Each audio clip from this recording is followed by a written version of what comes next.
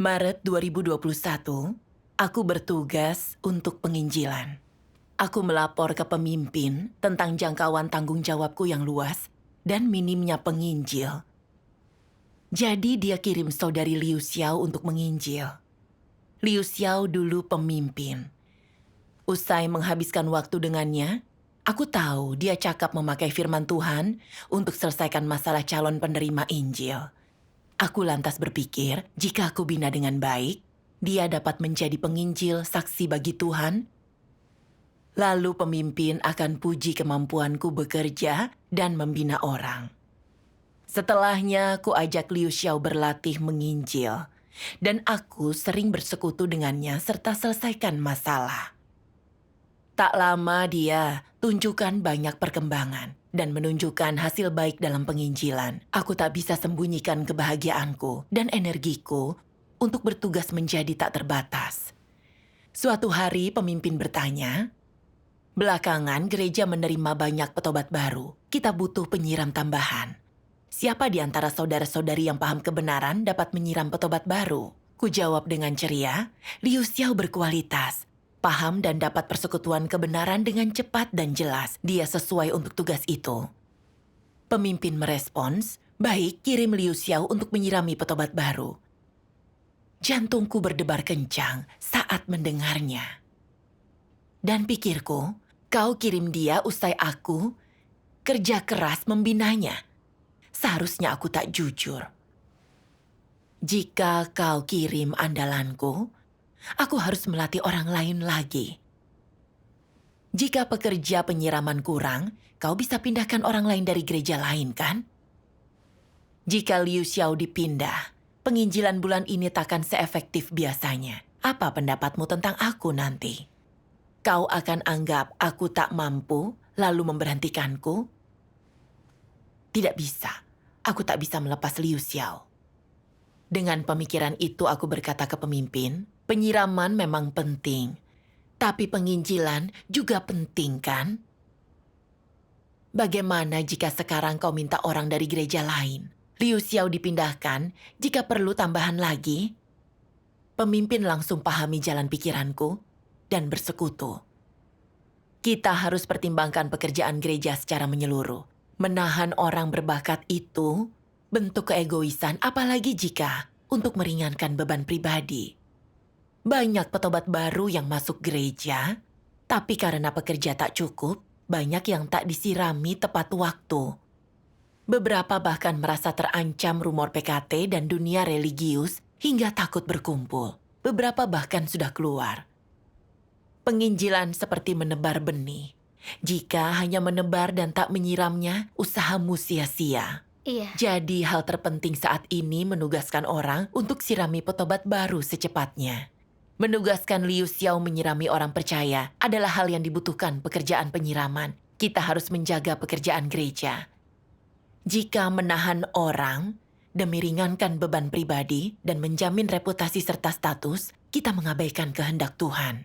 Pemimpin benar. Melihat situasinya, Liu Xiao lebih pantas menyirami petobat baru. Selain itu, petobat baru butuh orang untuk sirami mereka. Iya, jadi apa yang kau pikirkan setelah mendengarkannya? Aku hanya pentingkan reputasi dan statusku. Dan kesal membayangkan Liu Xiao dipindahkan dan pekerjaan penginjilan terimbas. Tapi kupikir lagi, penyiraman petobat baru tak boleh ditunda. Jadi aku berkata ke pemimpin, "Lakukan sesukamu. Jika dia harus dipindahkan, aku tak bisa apa-apa." Di rumah, aku terus memikirkannya. Jadi aku berdoa, "Tuhan, ku tahu keputusan pemimpin menugaskan Liu Xiao di penyiraman sesuai prinsip. Tapi aku tak bisa terima. Cerahkan dan izinkan aku sadari kerusakan watakku." Ku baca firman Tuhan. Tuhan Yang Maha Kuasa berfirman, dalam lingkup pekerjaan rumah Tuhan, berdasarkan kebutuhan pekerjaan secara keseluruhan, mungkin ada beberapa pemindahan personel. Jika beberapa orang dipindahkan dari gereja, apa cara yang masuk akal bagi para pemimpin gereja untuk menangani masalah ini? Apa masalahnya jika mereka hanya mementingkan pekerjaan gereja mereka sendiri daripada kepentingan gereja secara keseluruhan?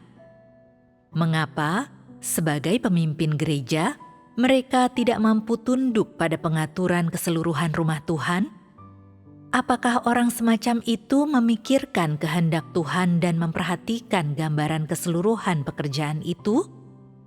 Jika mereka tidak memikirkan pekerjaan rumah Tuhan secara keseluruhan, tetapi hanya memikirkan kepentingan gereja mereka sendiri, bukankah mereka sangat egois dan hina? Para pemimpin gereja seharusnya tunduk tanpa syarat pada kedaulatan dan pengaturan Tuhan dan pada pengaturan dan koordinasi rumah Tuhan yang terpusat. Inilah yang sesuai dengan prinsip-prinsip kebenaran. Ketika dibutuhkan oleh pekerjaan rumah Tuhan, siapapun mereka, setiap orang harus tunduk pada koordinasi dan pengaturan rumah Tuhan dan sama sekali tidak boleh dikendalikan oleh pemimpin atau pekerja individu seolah-olah orang-orang itu adalah milik mereka. Ketaatan umat pilihan Tuhan pada pengaturan terpusat rumah Tuhan ditetapkan oleh surga dan diakui oleh bumi dan tidak boleh ditentang oleh siapapun. Kecuali jika pemimpin atau pekerja secara individu melakukan pemindahan yang tidak masuk akal, yang tidak sesuai dengan prinsip, maka dalam hal ini, pemindahan ini boleh untuk tidak dipatuhi. Semua umat pilihan Tuhan harus taat dan tidak ada pemimpin atau pekerja yang memiliki hak atau alasan apapun untuk berusaha mengendalikan siapapun. Apakah menurutmu ada pekerjaan yang bukan pekerjaan rumah Tuhan? Apakah ada pekerjaan yang tidak melibatkan perluasan Injil Kerajaan Tuhan? Semua itu adalah pekerjaan rumah Tuhan. Setiap pekerjaan adalah sama dan tidak ada pekerjaanmu dan pekerjaanku. Jika pemindahan itu sesuai dengan prinsip dan berdasarkan kebutuhan pekerjaan gereja, maka orang-orang ini harus pergi ke tempat di mana mereka paling dibutuhkan. Namun, apa respons antikristus ketika menghadapi keadaan semacam ini? Mereka mencari berbagai alasan dan dalih untuk menahan orang-orang yang sesuai ini untuk melayani mereka. Mereka hanya memberikan 2 orang biasa dan kemudian mencari dalih tertentu untuk mempersulit dirimu, entah mengatakan betapa pekerjaan sangat menyibukkan, atau bahwa mereka kekurangan orang, sulit mencari orang, dan jika kedua orang ini dipindahkan, pekerjaan akan terpengaruh. Dan mereka bertanya kepadamu, apa yang harus mereka lakukan dan membuatmu merasa bersalah. Bukankah ini cara iblis bekerja? Beginilah cara orang-orang tidak percaya melakukan segala sesuatu. Apakah orang yang selalu berusaha dan melindungi kepentingan mereka sendiri di gereja adalah orang yang baik? Apakah mereka adalah orang yang bertindak berdasarkan prinsip? Sama sekali tidak. Mereka adalah orang-orang tidak percaya. Dan bukankah ini egois dan keji? Amin. Amin.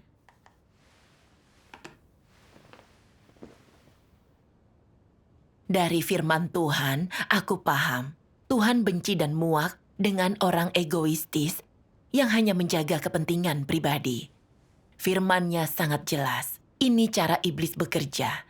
Cara orang tak percaya melakukan semuanya. Mereka orang-orang tak percaya. Aku merasa Tuhan di hadapanku dan mengungkapku. Dan aku merasa malu. Aku jelas tahu gereja kekurangan pekerja penyiraman. Banyak petobat baru yang pergi karena terlambat terima penyiraman. Dan keputusan pemimpin untuk menugaskan Liu Xiao di penyiraman pantas dan sesuai dengan prinsip. Tapi aku hanya pikirkan kepentinganku, bukan pekerjaan gereja. Ku takut jika Liu Xiao dipindah, aku harus kerja lebih keras dan bersusah payah. Aku juga mencemaskan reputasi dan statusku jika efektivitas penginjilan menurun. Karenanya, aku coba menghalangi pemimpin dan mencegah Liu Xiao dipindahkan.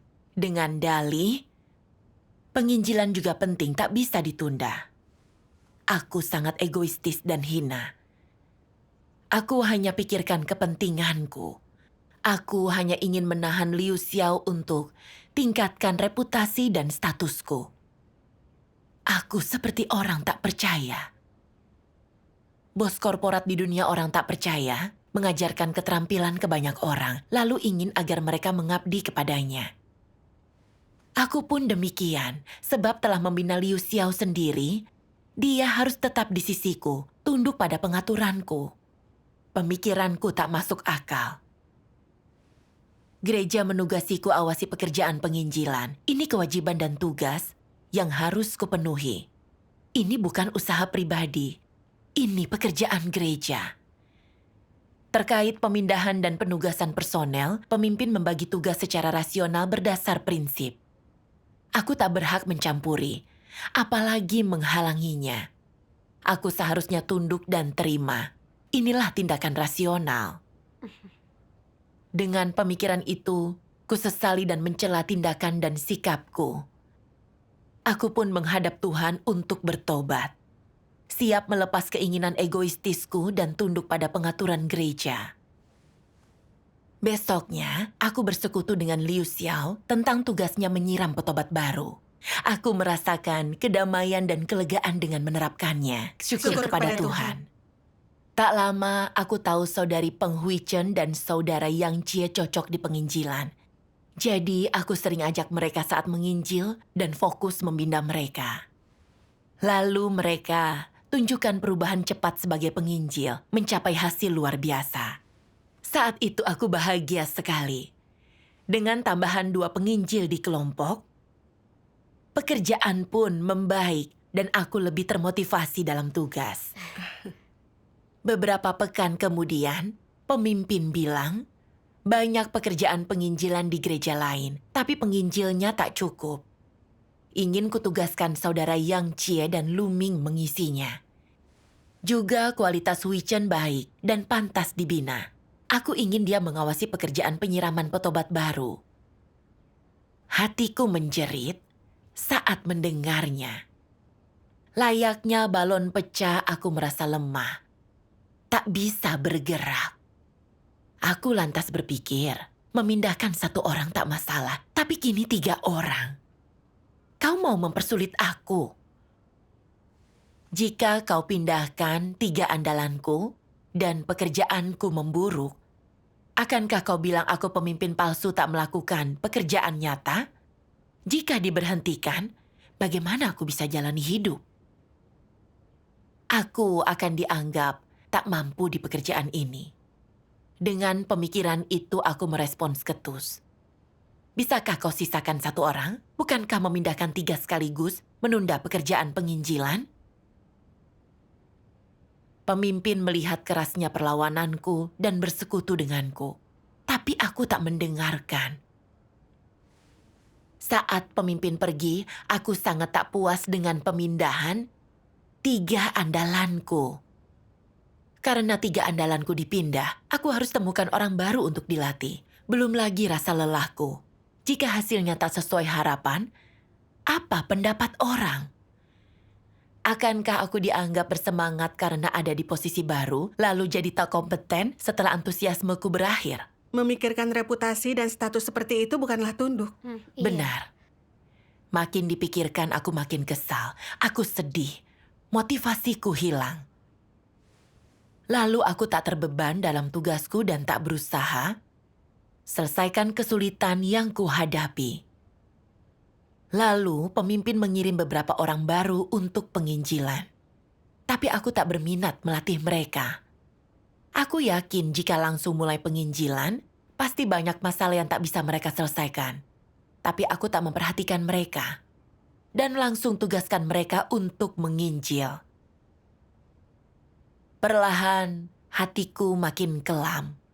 Aku merasa pelaksanaan tugasku tak sesuai standar. Aku sadar keadaanku tak benar. Jadi aku berdoa dan merenung agar mengenali diriku. Di saat teduhku, aku baca firman Tuhan ini. Tuhan Yang Maha Kuasa berfirman, jika seseorang berkualitas baik yang berada di bawah kepemimpinan antikristus dipindahkan untuk melakukan tugas lain, di dalam hatinya, antikristus dengan gigih menentang dan menolaknya. Mereka ingin berhenti bekerja dan tidak memiliki semangat untuk menjadi pemimpin atau pemimpin kelompok. Masalah apakah ini? Mengapa mereka tidak memiliki ketaatan terhadap pengaturan gereja? Mereka menganggap pemindahan tangan kanan mereka akan berdampak pada produktivitas dan kemajuan pekerjaan mereka, dan akibatnya status dan reputasi mereka akan terpengaruh, yang akan memaksa mereka untuk bekerja lebih keras dan lebih menderita untuk menjamin produktivitas. Dan inilah hal yang paling tidak mereka inginkan. Mereka telah terbiasa dengan kenyamanan dan tidak ingin bekerja lebih keras atau lebih menderita, jadi mereka tidak mau mengizinkan orang itu pergi. Jika rumah Tuhan bersikeras memindahkan orang itu, mereka akan sangat marah dan bahkan tidak mau melakukan pekerjaan mereka sendiri. Bukankah ini egois dan keji? Umat pilihan Tuhan harus dialokasikan secara terpusat oleh rumah Tuhan. Ini tidak ada kaitannya dengan pemimpin, kepala tim, atau individu manapun. Semua orang harus bertindak berdasarkan prinsip, ini adalah aturan rumah Tuhan. Ketika antikristus tidak bertindak sesuai dengan prinsip-prinsip rumah Tuhan, ketika mereka selalu membuat rencana demi status dan kepentingan mereka sendiri, dan membuat saudara-saudari yang berkualitas baik melayani mereka untuk memperkuat kekuasaan dan status mereka, bukankah ini egois dan keji? Di luarnya, mempertahankan orang-orang yang berkualitas baik di sisi mereka dan tidak membiarkan mereka dipindahkan oleh rumah Tuhan, terlihat seolah-olah mereka memikirkan pekerjaan gereja, padahal sebenarnya mereka hanya memikirkan kekuasaan dan status mereka sendiri dan sama sekali tidak memikirkan pekerjaan gereja. Mereka takut pekerjaan mereka akan menjadi kacau, mereka akan digantikan dan kehilangan status mereka. Jika antikristus tidak memikirkan pekerjaan rumah Tuhan secara keseluruhan, hanya memikirkan status mereka sendiri, melindungi status mereka sendiri dengan tidak segan-segan mengorbankan kepentingan rumah Tuhan, dan mempertahankan status dan kepentingan mereka sendiri dengan merugikan pekerjaan gereja, ini egois dan keji. Ketika orang menghadapi situasi semacam itu, setidaknya dia harus berpikir dengan menggunakan hati nuraninya. Orang-orang ini semuanya adalah anggota keluarga Tuhan, mereka bukan milik pribadiku. Aku juga adalah anggota keluarga Tuhan. Apa hakku untuk menghentikan rumah Tuhan memindahkan orang? Aku seharusnya memikirkan kepentingan rumah Tuhan secara keseluruhan dan bukannya hanya berkonsentrasi pada pekerjaan dalam lingkup tanggung jawabku sendiri.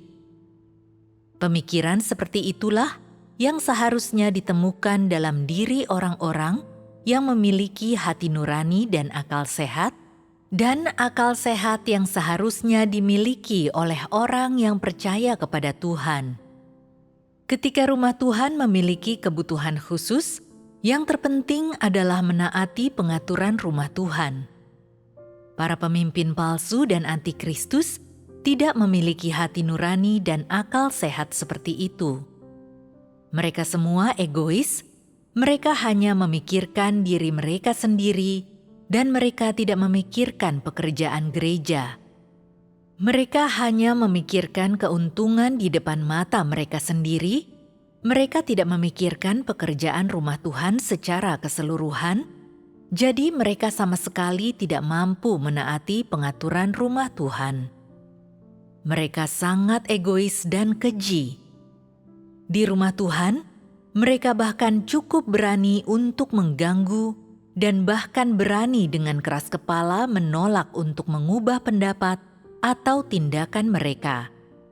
Ini adalah orang-orang yang paling tidak memiliki kemanusiaan.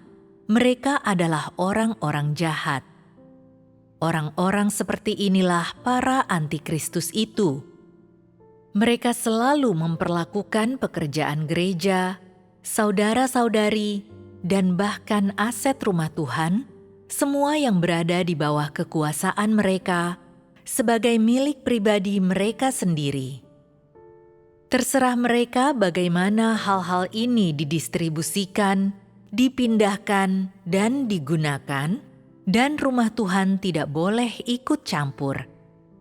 Begitu semua itu berada di tangan mereka, seolah-olah mereka dirasuki iblis, tak seorang pun yang boleh menyentuh mereka. Merekalah yang paling berpengaruh, paling berkuasa, dan siapapun yang masuk ke wilayah mereka harus menaati perintah dan pengaturan mereka, serta melakukan apa yang diinginkan mereka. Ini merupakan perwujudan dari keegoisan dan kekejian dalam karakter antikristus. Mereka tidak mengikuti prinsip sedikit pun, mereka tidak memikirkan kepentingan rumah Tuhan, serta hanya memikirkan kepentingan dan status mereka sendiri. Dan semua ini adalah ciri khas keegoisan dan kejahatan antikristus. Amin. Amin. Setelah baca firman-Nya, aku menderita dan tak nyaman. Tuhan mengungkap antikristus itu egoistis dan tak punya kemanusiaan. Mereka hanya pertimbangkan reputasi dan status. Mereka berusaha kendalikan orang lain, menolak penugasan dan penyesuaian dari gereja, dan tak mempertimbangkan pekerjaan gereja. Bukankah tindakan dan sikapku sama seperti antikristus? Sebagai pengawas, seharusnya aku fokus membina individu berbakat. Ini tanggung jawab dan tugasku. Gereja menyesuaikan personel dengan rasional, sesuai kebutuhan, kualitas, dan bakat tiap orang. Seharusnya aku hormat, patuh, dan tetap melaksanakan tugasku. Iya. Nyatanya aku tak pertimbangkan pekerjaan gereja. Hanya fokus menahan penginjil berbakat di sisiku, agar reputasi dan status naik. Begitu pemimpin mau memindahkan orang keluar wewenangku, aku melawan, bahkan merasa dirugikan dan berniat keluar. Aku cemas jika andalanku dipindah, pekerjaan akan menurun, lalu reputasi dan statusku akan terancam. Aku egoistis dan hina. Aku tak punya kemanusiaan dan nalar. Apa bedanya watakku dengan watak antikristus? Aku ingat kaum Farisi dan klerus dunia religius modern. Saat Tuhan bekerja, demi lindungi status dan nafkah mereka, mereka terapkan segala cara untuk hentikan orang-orang percaya mengikuti Tuhan demi status dan nafkah. Mereka berusaha menguasai orang percaya. Hasilnya mereka jadi antikristus, dihukum dan dikutuk Tuhan. Benar. Jika ingat perilakuku, setelah bekerja membina saudara-saudari untuk menginjil, melihat mereka mandiri dalam tugas, aku ingin manfaatkan kesempatan ini untuk pamerkan bakat agar dikagumi orang lain. Karena ini, aku tak ingin pemimpin mempromosikan orang keluar. Aku ingin tahan orang-orang berkualitas dan dapat bertugas dengan baik di sisiku. Memakai mereka untuk mengukuhkan reputasi dan statusku. Bukankah inti perilakuku sama seperti kaum Farisi dan antikristus di dunia religius? Pekerjaan rumah Tuhan tak dibatasi. Orang harus dikirim kemana mereka dibutuhkan. Ini cara yang tepat memindahkan personel.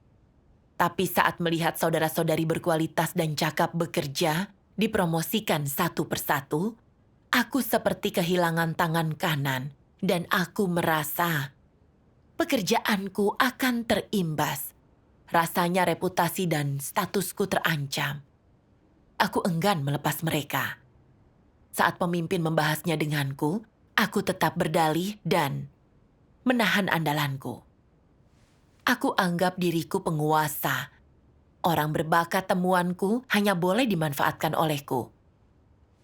Aku mirip tiran lokal yang mengaku satu tempat sebagai kekuasaannya. Benar. Saat mereka dipindahkan, aku cemas pekerjaanku terimbas, hasratku akan reputasi dan status tak terpuaskan. Aku pun bermalas-malasan. Dan meski tahu ada beberapa prinsip yang belum dipahami penginjil baru, aku abaikan mereka. Suruh mereka menginjil. Aku tak ingin latih mereka. Jika ingat perilakuku, di mana hati nurani, nalar, dan kemanusiaanku. Gereja menugasiku awasi penginjilan, agar aku bisa menginjil bersama dengan saudara-saudari, serta melaksanakan tugas dengan baik. Tapi aku tak tahu malu, dan mengendalikan saudara-saudari sesukaku. Itu menunjukkan aku menentang Tuhan dan berseberangan dengannya, serta mengambil jalan antikristus. Jika bukan karena pengungkapan firman Tuhan dan fakta, aku pasti masih tak menyadari watak antikristusku. Dan fakta bahwa aku mengambil jalan antikristus, berbuat jahat dan melawan Tuhan. Makin dipikirkan, makin takut jadi aku bertobat. Doaku aku tak mau lagi melawan Tuhan, ingin tunduk dan laksanakan tugas dengan baik. Syukur kepada Tuhan. Lalu, aku baca firman Tuhan yang berbeda.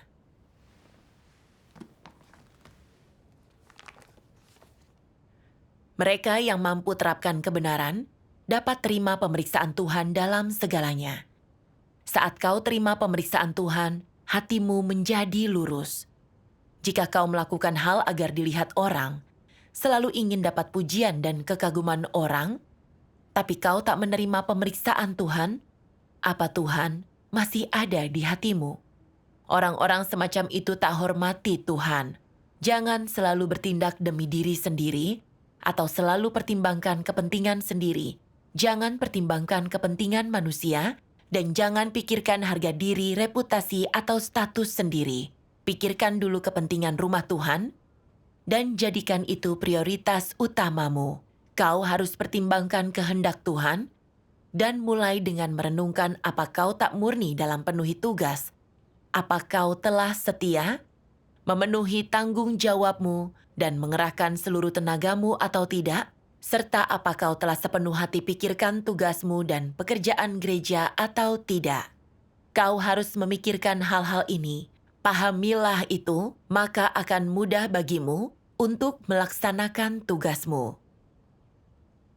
Bagi yang melakukan tugas, sedalam atau sedangkal apapun pemahaman mereka akan kebenaran, penerapan tersederhana untuk masuki kenyataan kebenaran itu dengan pikirkan kepentingan rumah Tuhan dalam segala hal, melepaskan keinginan egoistis, niat, motif, kesombongan, dan status pribadi. Prioritaskan kepentingan rumah Tuhan, inilah setidaknya yang harus dilakukan. Jika orang yang bertugas tak bisa berbuat sebanyak ini, bagaimana mungkin mereka disebut bertugas? Ini bukanlah melaksanakan tugas. Terlebih dulu pertimbangkan kepentingan rumah Tuhan, kehendak Tuhan, dan pekerjaan gereja. Dan jadikan ini semua yang pertama dan terutama. Baru setelah itu kau dapat pikirkan status atau pandangan orang terhadapmu. Tidakkah kau merasa lebih mudah bila kau membaginya menjadi langkah-langkah itu dan berkompromi? Jika engkau terapkan ini beberapa waktu, engkau akan mulai merasa memuaskan Tuhan tidaklah sulit. Engkau juga akan mampu memenuhi tanggung jawab, kewajiban dan tugasmu, mengesampingkan keinginanmu yang egoistis, mengesampingkan niat dan motifmu sendiri, memikirkan kehendak Tuhan, dan mengutamakan kepentingan rumah Tuhan, pekerjaan gereja, dan tugas yang harus engkau lakukan. Setelah mengalami hal ini, engkau akan merasa ini cara yang baik untuk menjalani hidupmu. Ini berarti jujur dan tulus, jalani hidup tanpa menjadi hina atau tak berguna, serta hidup adil dan terhormat, bukan tercela atau jahat. Engkau akan merasa bahwa inilah cara orang seharusnya hidup dan bertindak. Perlahan, keinginan hati untuk memuaskan kepentinganmu sendiri akan berkurang. Amin. Amin. Amin. Firman-Nya tunjukkan jalan penerapan. Jangan melakukan apapun demi dilihat orang, tapi kau harus terima pengawasan Tuhan. Saat alami sesuatu, tunjukkanlah sikap benar. Utamakan pekerjaan gereja. Indahkan kehendak Tuhan dan selalu pertimbangkan pekerjaan gereja. Hanya itu cara agar tugasmu selaras kehendak Tuhan. Sebagai pengawas penginjilan, aku harus membina individu berbakat dengan hati-hati agar mereka dapat memenuhi tanggung jawab menyebarkan Injil Kerajaan. Syukur kepada Tuhan. Dengan bersikap benar, kau mendapatkan jalan serta rasa lega. Benar. Itu sangat tepat. Setelahnya, aku dengan sadar menerapkan sesuai firman Tuhan. Sebulan kemudian, saat bersekutu, kusadar saudari Dongsin persekutukan kebenaran dengan jelas, dan dia mampu pahami poin penting saat selesaikan masalah orang. Kupikir jika kulatih dengan baik, dia bisa segera menginjil dengan mandiri. Usai berlatih beberapa kali, dia dapat hasil baik dalam penginjilan. Dia juga mampu menyirami para petobat baru yang telah menerima penginjilan. Lalu kupikir, kualitas Dongsin lebih cocok untuk menyirami petobat baru. Pemimpin memintaku sediakan pekerja penyiraman. Apakah aku harus mengirim Dongsin? Tapi setelah dipikir lagi, dia mendapat hasil baik dalam tugasnya dan dia aset bagi kelompok. Akankah pekerjaan yang kuawasi terimbas jika aku mengirimnya menyirami petobat baru? Aku langsung tersadar. Aku hanya pertimbangkan reputasi, status, dan kepentinganku lagi. Lalu aku ingat firman Tuhan. Bertindak tanpa pamrih, memikirkan pekerjaan gereja, melakukan semua untuk puaskan Tuhan, sangatlah terhormat. Membuat hidupmu bernilai. Hidup seperti ini berarti sedang bersikap terbuka dan jujur. Kau menghidupi kemanusiaan normal dan citra manusia sejati. Hati nuranimu murni.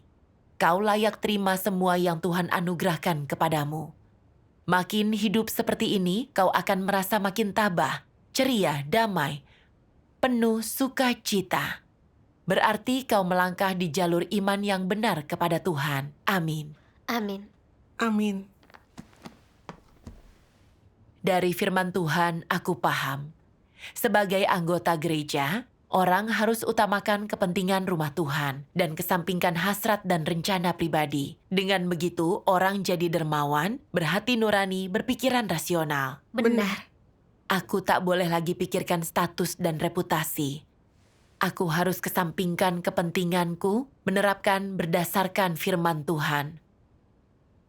Lalu kukirim surat ke pemimpin tentang Dongsin. Tak lama Dongsin ditugasi menyiram petobat baru di gereja lain.